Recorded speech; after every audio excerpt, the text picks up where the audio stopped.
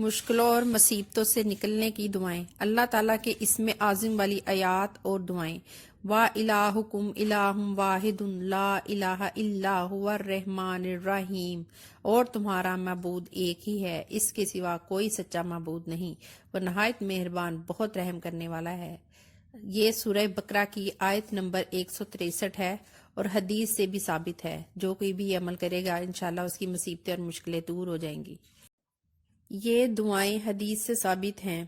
سورہ ال عمران کی آیت نمبر 21، الف لام میم اللہ لا الہ الا هو الحی القیوم، الف لام میم، وہ اللہ ہے، اس کے سوا کوئی سچا معبود نہیں، زندہ ہے، سب کو سنبھالے ہوئے ہے۔ یہ دعائیں پڑھنے سے بھی مصیبتیں اور مشکلیں دور ہو جاتی ہیں۔ اللہ لا الہ الا هو الحی القیوم، وہ اللہ ہے، اس کے سوا کوئی سچا معبود نہیں، زندہ ہے، سب کو سنبھالے ہوئے ہے۔ سورہ بقرہ آیت نمبر 255، اور یہ حدیث سے بھی ثابت ہے۔ لا الہ الا انت سبحانک انی کنت من الظالمین، تیرے سوا کوئی معبود نہیں، تو پاک ہے، یقیناً میں ظالموں میں سے ہوں۔ یقین اور توجہ کے ساتھ یہ دعا پڑھتے رہنے سے پریشانی ختم ہو جاتی ہے۔ سورہ الانبیاء آیت نمبر 87۔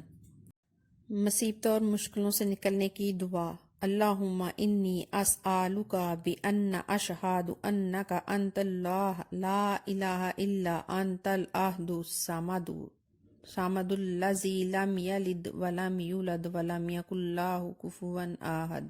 اے اللہ، بلا شبہ میں تجھ سے اس لیے سوال کر رہا ہوں کہ میں اس بات کی گواہی دیتا ہوں کہ تو ہی اللہ ہے، تیرے سوا کوئی معبود نہیں، تو یکتا ہے، ایسا بے نیاز جس کی کوئی اولاد نہیں ہے اور نہ وہ کسی کی اولاد ہے، اور کوئی بھی اس کا ہم پلہ نہیں ہے۔